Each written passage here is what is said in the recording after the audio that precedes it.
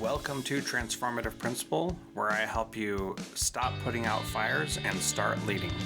I am your host, Jethro Jones. You can follow me on Twitter at Jethro Jones.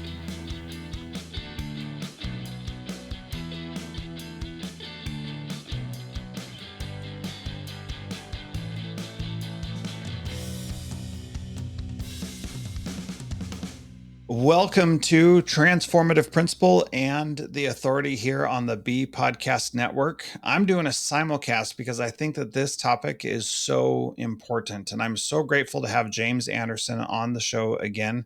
James has been on Transformative Principal 3 times already, and I keep having him come back every 100 episodes or so because what he's doing is great. So in previous episodes, we've talked about the learner agency model and we've talked about learnership. In this one, we're going to talk a little bit more about the teacher diagnostic tool that he has to help you know whether or not you have a learning culture or a teaching culture. And we'll get into more of that.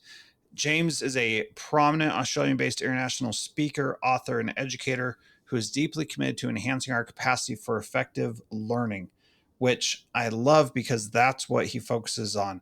While a lot of other people talk about teaching, he talks about learning, which is why he and I get along so well. So James, welcome to the show. Thanks so much for being here. It's an absolute pleasure to be here, Jethro, and I'm looking forward to having a conversation about shifting that culture from a teaching culture to a learning culture in our schools and really developing our students as skillful learners that have agency in the world so we can smash out those short-term outcomes, but really hit those long-term goals for education as well. Yeah, and we're going to get into some of that, especially part of it as it relates to moral and character development.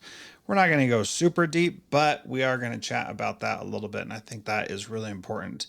Perhaps the best thing for me from this episode is that it gave me some perspective on where I'm at right now in my own learning journey, and I hope that it does the same for you and it encourages you to think about where you're at. So we'll get to my interview here with James in just a moment. So, James, the thing that I was thinking would be good to start with is this concept of learner agency. It seems like it's a bit of a buzzword, and want to make sure we understand what people are talking about when they talk about learner agency to start. So, set the stage with that as our first topic. Yeah, look, Jethro, the idea of agency is an old idea. Like we've been talking about agency for centuries. And it boils down to the idea of, are we able to influence our future? Do we have free will in the world around us? And perhaps it's easier to understand coming from the perspective of what it's not. Someone who lacks agency feels like the world happens to them. They're powerless in the face of challenge and adversity. And they become the victims of their circumstances. And when I talk to teachers and school leaders around that sort of idea, and you ask, you reckon any of your kids feel like that, like they're the victim of their circumstances? They're going, yeah, like that's, and that's why we have to talk about resiliency. That's why we talk about these protective factors and things like that in schools. Someone with agency in the world is the master of their circumstances, not the victim. They're powerful in the face of change. And to develop agency in students, we talk about this idea of voice and choice in schools a lot, which is interesting because someone with agency has voice and choice. But very often in our attempts to nurture agency in students, we simply give them voice and choice. We go into schools and say, oh, kids, what do you want to learn? How do you want to get assessed and things like that?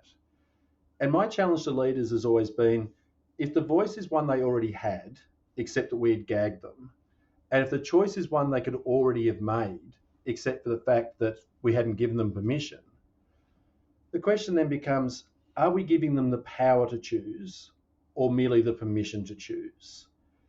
And this is where it comes down to the key idea here that agency is an outcome. It's not a pedagogy. And if the student's not changing, not becoming more able to deal with the challenges in the world, then we can't be said to be really giving them agency in the world. And when I talk to leaders about that, they go, like, I thought we weren't doing this right. Some of the strategies that we're often employing in schools end up being trivial rather than powerful. Yeah, they really do. And I think it, you, as I mentioned before, James has been on the show numerous times. If you want to talk more about learner agency, we talk about that in episode 455. I'll put the link in the show notes for that one as well. But I think that having that perspective, and I really like what you said there about, uh, what was it? That power to choose versus permission to choose, and that agency is an outcome, not a pedagogy. And I think that those are powerful statements that we seem to have forgotten. We talk about teacher or student empowerment, and as though you or I had any authority to empower anybody, right? They're already empowered by virtue of the fact that they're human beings. And so we don't need to give that power to anyone because they already have it. And I think that's a really powerful underlying piece to this whole discussion we're going to have.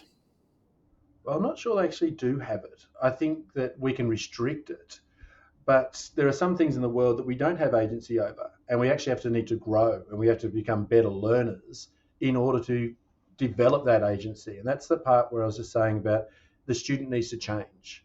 We have to actually raise the bar, make them capable of things they weren't capable of before. And if we're giving them permission over things that are in their comfort and performance zones, things they could already do, then we're not actually changing the student. We're not increasing their agency. What we need to do, and the way I talk about it in learnership, is to talk about how we raise the bar, to teach them to be better learners and to make their world a place that they have more control over. Because some things are out of our control right now, but it doesn't stop us becoming the person who can control them, who can be the master of their circumstances. Yeah. So, one of the things that you bring up in learnership is this idea of having a learning culture versus a teaching culture.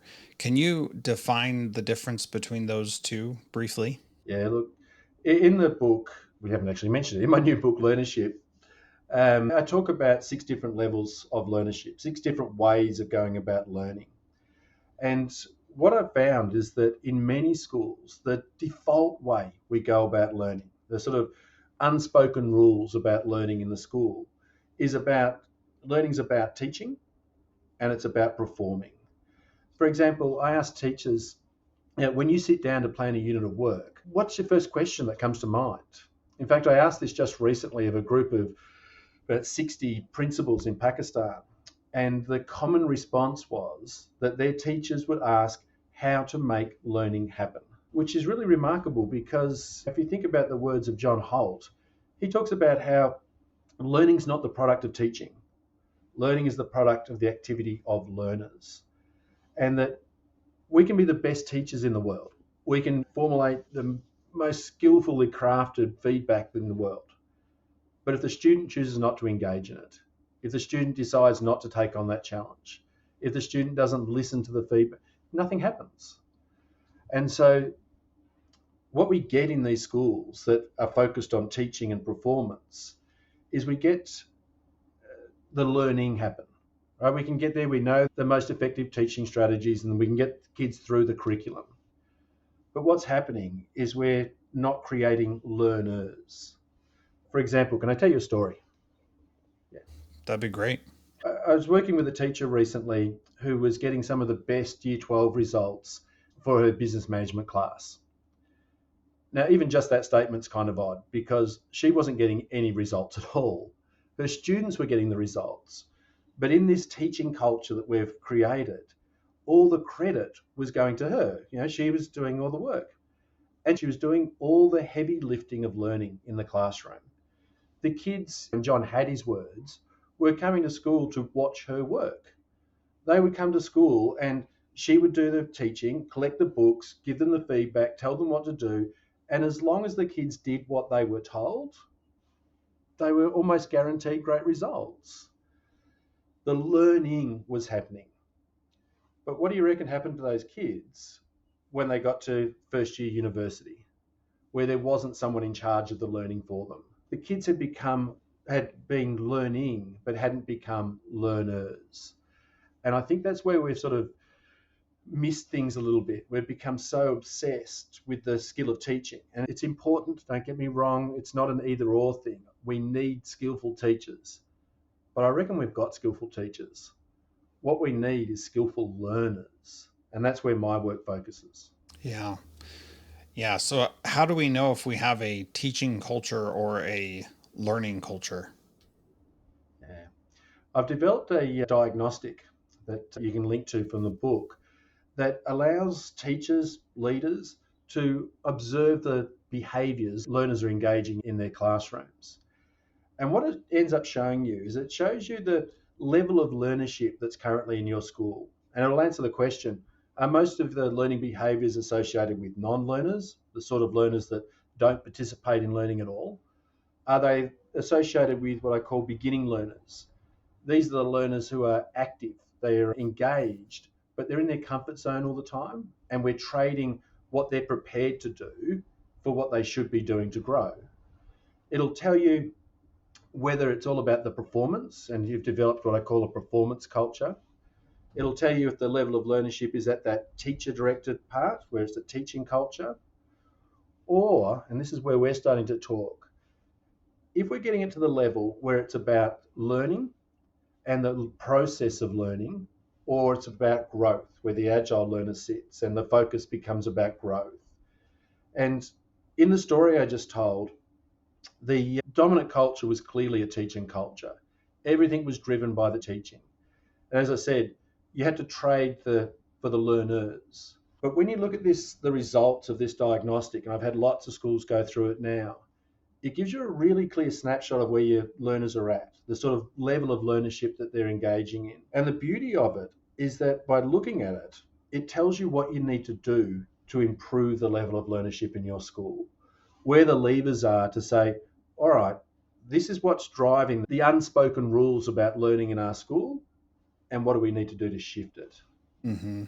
And so, James, I want to come back to some other questions about that aspect, but where does character and self development fall into all of this? Question without notice, thank you. Uh, That's what I like to do. We don't, just so everybody knows, we do not have all these questions scripted out. You may think we do, but I like to throw curveballs. it's really interesting because I've just been reading a book by Adam Grant. I don't know if you've come across it yet. It's Yep. called Hidden Potential, Yeah. and it's outstanding. It's an outstanding book. And Adam talks about many of the things that I talk about in terms of people becoming learners, about the need to become, in his words, creatures of discomfort, creatures that venture into their learning zone because they want to. And the way Adam Grant talks about pretty much what I talk about in terms of learnership is in terms of character and character traits. That an agile learner, the person I would describe as an agile learner, someone who embraces challenge, someone who cultivates their habits of mind, tailors feedback, designs mistakes, and invests their energy in growth. He would call those character traits. So I think that they're not character traits in the sense that they're fixed, that they're traits that you develop in yourself. And so I think we're talking about two sides of the same coin. When you talk about character development, or learnership, what you're talking about is the development of the person. Because if we go back to where we started this conversation, the agile learner, the highest level of learnership that I describe, is the learner who has the most agency in the world. They're the person that's out there being the master of their circumstances. They're the person out there making a difference to the world. And they're doing it because they're leveraging the uncertainty, they're leveraging the volatility in the world to drive their own growth. And so when you ask me, you know, where does character and what was the other term you used in the question? Character and And moral develop or self development is what I said, but I'm also talking about moral development. yeah. So can we talk about come back to moral development? We might need a bottle of wine to talk about the moral development. Hey, it's still early Uh, there for you, so probably not yeah, today. yeah, good. But the self-development part, that's leadership drives it. Yeah, if you're stuck, like the story I just told, if you're stuck in a teaching culture, the development, your self-development is being driven by someone externally. It's the teacher driving it. If you've got a learning culture, which is the independent learning level of learnership, then the student's driving it or the person, the individual's driving it, but it's goal directed. So sometimes you reach a goal and you stop learning. And that's a pattern we see a lot in adults, that we only develop it when we need to. So we have to be responsive. But an agile learner is proactive. They're out there going, there's challenges all around me, and any of these challenges can help me grow. And so they're embracing the opportunities around them to prepare themselves for the future. Because we talk a lot these days about having an unknowable future. And Nicholas Taleb talks about how we can't predict the future. It's not hard, it's impossible. But what we do know about the future is that change is the only constant and uncertainty is the only certainty. That the future is going to be challenging. So agile learners, what they do is they embrace the challenges of the moment to build the skills, to build the character traits, as Adam Grant would call them, to future-proof themselves against those challenges of the future. The moral aspect of that, I think that's a different conversation we can have. And as I say, it's best had over a glass of wine, because I often make this distinction when I talk about habits of mind, for example. The habits of mind, and for that matter, the work around learnership, can be applied to any means. Right? If you want to be a really successful criminal, you've got to be really smart and you've got to be an agile learner and do that sort of thing. And I think schools have a role in not simply developing the person as an agile learner, but to direct that learning to a moral end. And that discussion is a really rich one that maybe leave for, I'll come over and we'll share a glass of wine or two and have that discussion.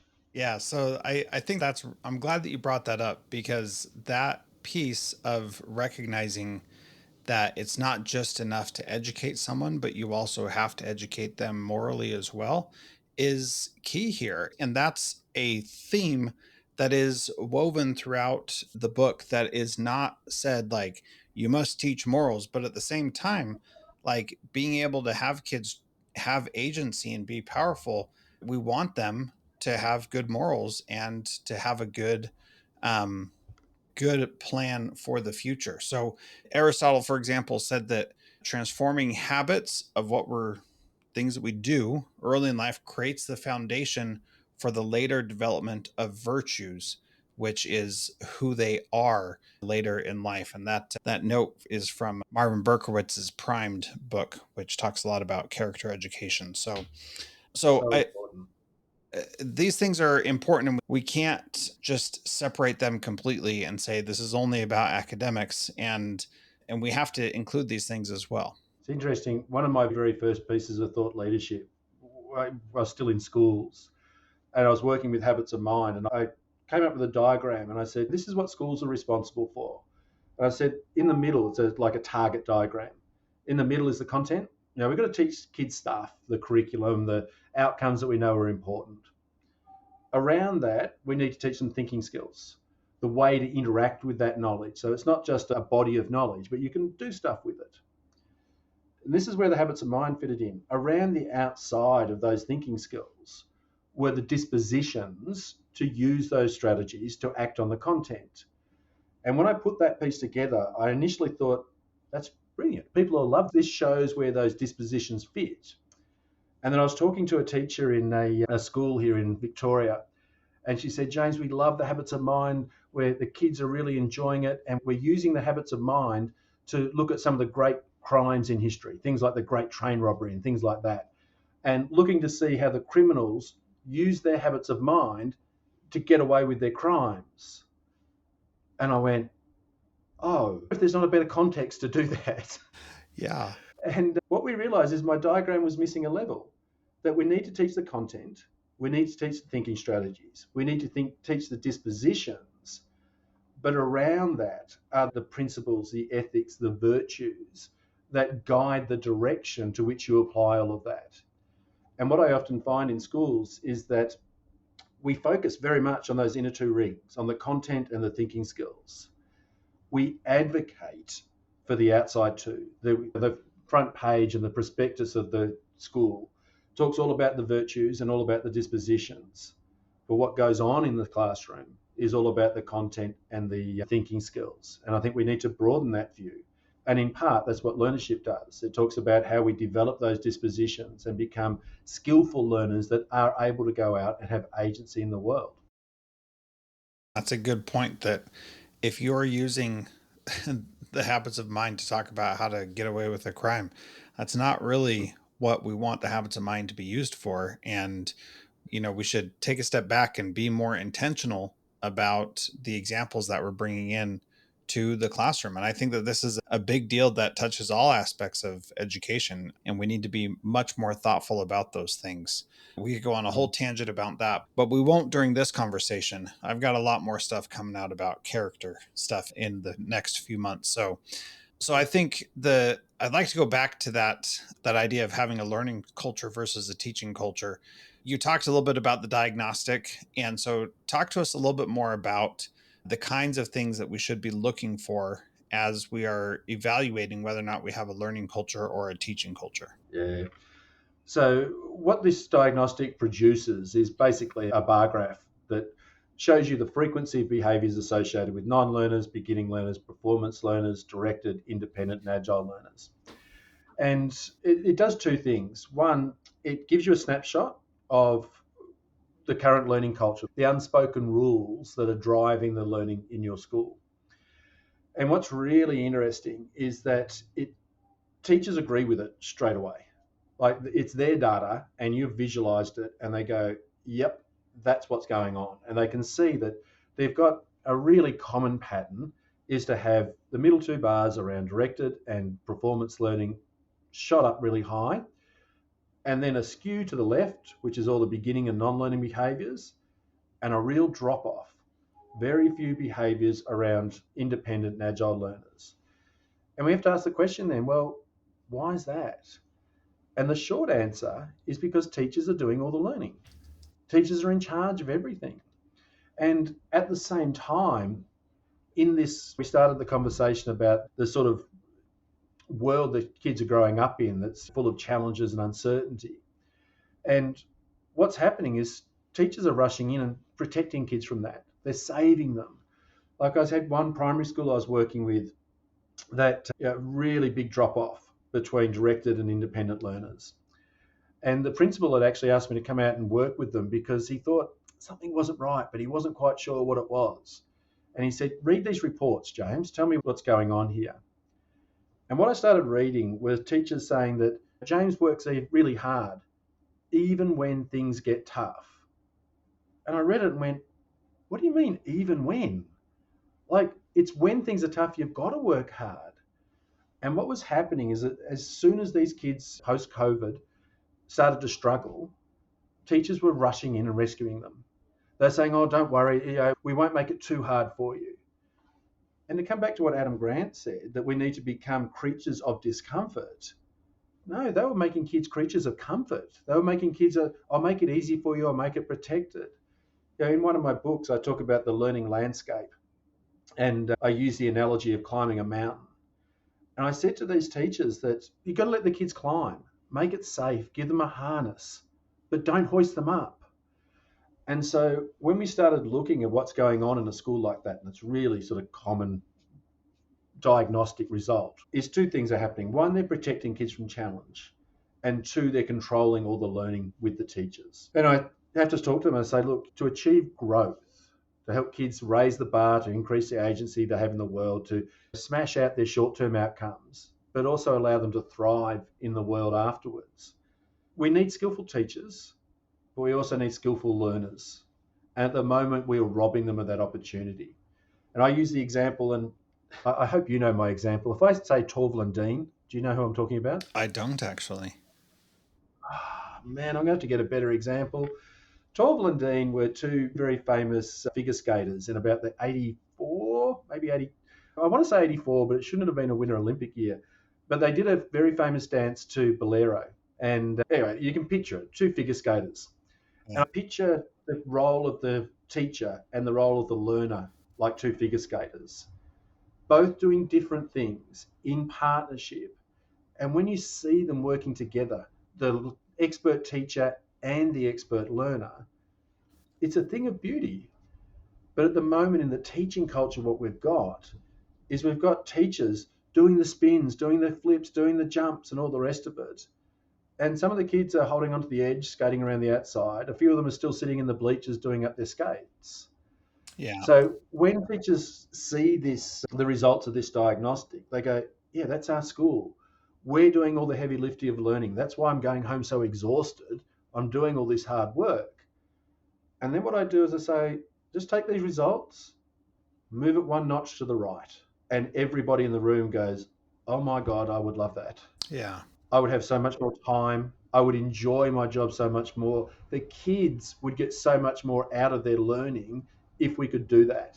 So let me just make this point briefly. I love the analogy of you have to still allow kids to climb the mountain, but you make it safe for them to climb the mountain. I think that's a really powerful thing. What we did when the pandemic happened was atrocious for our students. We told them instantly everything that we've been telling you is important for the last however many years you've been in school.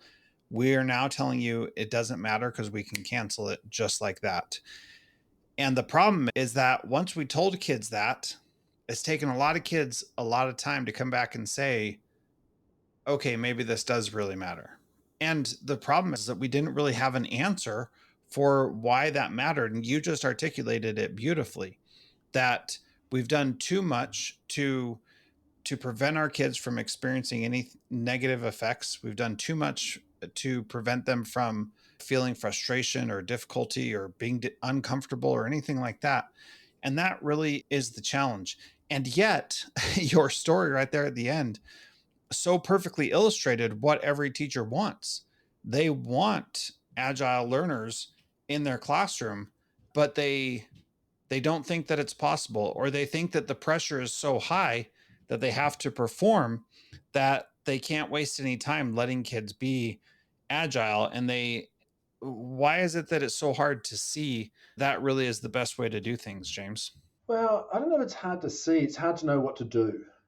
And particularly in a culture where they've been told you're the influence in the classroom, you make all the difference.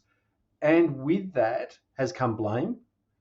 I think teachers, if the results aren't there, it's the teacher that gets the blame. And that pressure has cranked up on them to say, well, if I'm going to get the blame, I have to up my game again.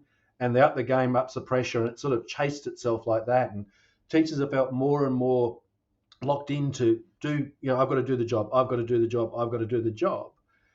And they haven't even recognized that's what's been happening. It's not until they see it, it's not until they recognize that actually it's not up to me. It's up to the learners as much as it is to me. I've got a role to play in this classroom, but I'm not the only person in this classroom.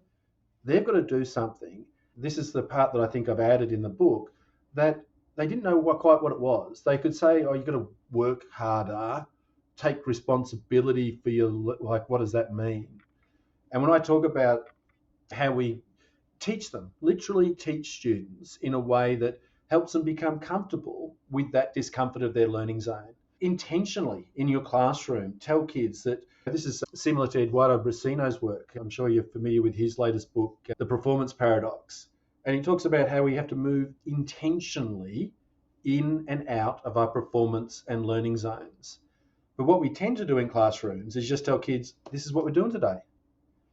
Now, we know that this is a hard task and they're going into their learning zones, but we need to say, today you're going to be in your learning zone.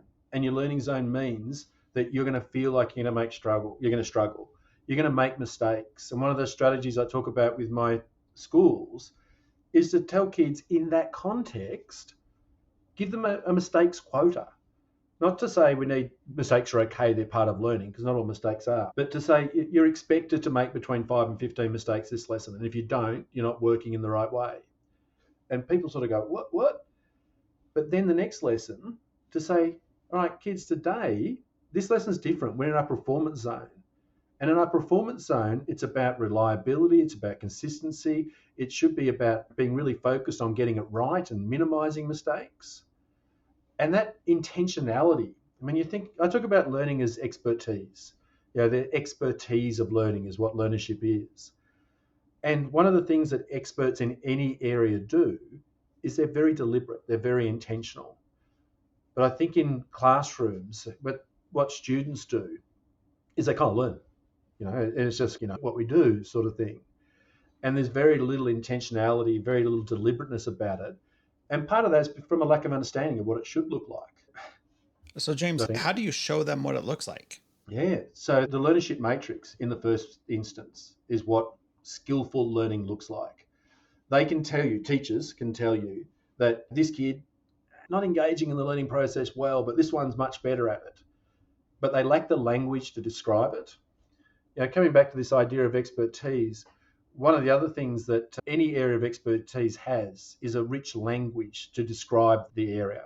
So if you think about a master chef and the language they use, or the martial artist, that the language they use to describe what they do. And if you look at the language in our schools, we have a rich language of teaching, but we have a very impoverished language of learning. And one of the things I do in learnership is to describe the language of learning. Without a way of describing how the learning process happens, we're at a bit of a loss.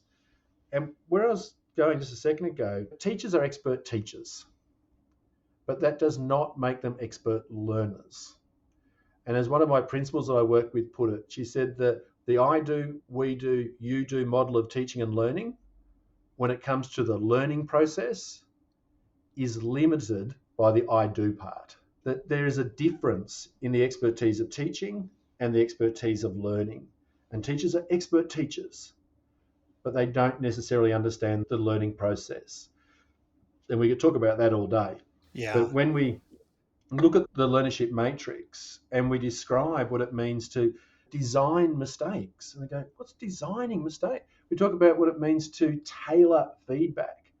Feedback's a great one to talk about briefly. In terms of, teachers have been told for years, you're going to give feedback, it's going to be quality feedback, it's going to be timely and actionable and all that sort of stuff. But it's all in the teacher's hands. An agile learner takes charge of that and says, Jethro, I'm about to do this podcast. I need you to pay attention during the podcast to tell me if I'm giving a clear message and not stumbling over my words and stuff. And if I don't prime you by asking you to collect, that information can be lost. I think the thing that I would like to go back to is that idea that teachers are excellent teachers. And most likely, most teachers in education were probably performance driven learners and were good Mm-hmm. at playing the game of school and enjoyed being there. And that's why they became a teacher. Now, I'm not saying that everybody's like that, but it's really difficult then for them to say, this is what agile learning looks like, because they likely have not really done much to experience that themselves. I'm speaking generally. Don't everybody get mad at me. But I am at Jethro Jones. Feel free to reach out if you want to talk more. So how do we manage that, James? Yeah, well, I think there's a couple of things to talk about there. One is that for many teachers in the system, and again, not all of them, the expectation was that they'd be lifers. They'd come in as 22-year-olds having finished their degree, and they would stay in school and be a teacher their whole life. And they lived in a system where we could teach you what you needed to know, how to be a teacher, and you could keep doing that for the rest of your life. And in past generations, that was probably true. But increasingly, in this world where we've said that change is the only constant, uncertainty is the only certainty, where the challenges in front of us we can't predict and all the rest of it, we need to become ongoing learners, and not just ongoing in terms of learning more through our lives, but become better learners. So for some of the teachers coming in, the need to continue to grow wasn't something that was predicted. So they've been in that space where they can do it. It's also really common, and we've seen this in the research in nursing and doctors in all sorts of different areas, where people become adequate at their job, good enough, and then they stop growing. And when I describe that, I talk about it how people get to a point in their life where they stop getting better and they start getting busy, and they stop growing and they start performing. And that's a really common pattern. And it would be all right if the world was stable. Yeah. If you could do the same job next year as you did last year and you did 10 years ago, but it's just not the way it is. And this is why when you were talking about COVID a minute ago, this work is so important and how it links back to agency. That if you're a beginning learner, the sort of learner who loves their comfort zone, or if you're a performance learner that loves doing their best, when COVID came along, you had to duck for cover. Mm-hmm. You had to go, I don't know how to deal with this. I can't change myself. I'm just stuck this way. And so you became the victim of your circumstances. For the directed learner, when COVID came along, they put their hand up. They said, help me. I don't know how to deal with this. Someone's got to show me what to do. For the independent learner, they were the ones around April went, well, this isn't working out the way we thought. And this is where we heard the word pivot for the first time. Remember hearing the word pivot like that? I Yeah. can't do this anymore. Now we've got to pivot. Yeah. But the agile learner had one of two responses. The agile learner said, either this is a once in a lifetime learning opportunity. What a great way to shake things up and do things differently. Or they turned around and said, oh, Jethro, this is amazing. Remember how 2 years ago we thought we'd give some online learning a shot just to see how it pushed up pedagogy and Yeah. what we could learn from it? Hasn't this put us in the box seat? Because they were leveraging the stuff in the environment around them to push their own growth. So when we talk to teachers and say the learning part, that they don't necessarily always understand the learning part, is because many of them haven't had to be really effective learners for a long time. And one of the challenges there is that a huge part of helping students become independent and agile learners is for them to understand their learning zone. I mentioned before Adam Grant's term. I wish it was my term. I'm going to steal it. Yeah. Let's just put it out there about becoming creatures of discomfort. Well, many of our teachers have been creatures of comfort for a long time. And so they don't really know what that struggle feels like, what it means to be out of your depth and to do all that sort of stuff. And so when they're trying to tell kids, oh, you've got to go into your learning zone, and the kids go, oh, I don't like this, their first reaction is to go, oh, okay, well, I'll make it a bit easier for you. And so my work shows them how to shift that and make those desirable difficulties, to teach kids the expectations to be in your learning zone, what it feels like, what you're meant to do, and that you're not meant to be there all the time, and those sort of ideas. Yeah. And how it actually feels really great to be in your learning zone when you accomplish something and figure something out and learn something that you didn't know before. I intentionally try to put myself in those positions quite often, and that's something that I have done my whole entire life, and it's come very naturally to me. I wouldn't say that I'm perfect at it, but in my doctoral program that I'm in right now, I did have a professor say that I need to conform or die. And that if I don't conform to the system, then I'm not going to be successful. And I appreciate him saying that, because I need to stop, you know, kicking against the pricks and pushing against the things that are there, and recognize that I'm part of a bigger system, and it's not time for me to be an agile learner. It's time for me to be a directed learner, and I can be okay with that, and I can adjust Absolutely. what I'm doing and how I'm doing it so that I can be directed and say, here are the next steps that we need to do. So I appreciate you bringing this topic up at this time in my life personally. And this is the best thing about doing the podcast, and why I think everybody should have a podcast, is because I'm getting this for myself, and I know that it's going to help somebody else out there. So people are going to want to learn more. We mentioned your book. How else do you suggest people get in touch with you and learn more from you, James? Of course, the book's available as an ebook and as an audiobook as well. So grab those from Amazon or wherever you get your books from. But jump on my website, jamesanderson.com.au. Lots of resources there, lots of opportunities to connect. I do a lot of online training with schools all over the world, and travel a bit these days as well. So I'm hoping to get over to the States sometime in the next 12 months or so. So perhaps we can do the next podcast live from your studios Yes, now we're talking. That would be awesome. over that glass of wine, and we can talk about the moral purpose of education. Yeah. Well, I'll have soda because I don't drink, but you You can get the drink all the idea, wine you though. want. I actually don't drink a lot either, but it deserves soft lights and That's comfy right. seats, and Yep. that Yep. sort of idea. Okay. Well, James, as always, it's great to have you on the show. Thank you so much for being here, and thanks for being part of Transformative Principle and the Authority. Always a pleasure, Jethro. Thanks very much for having me.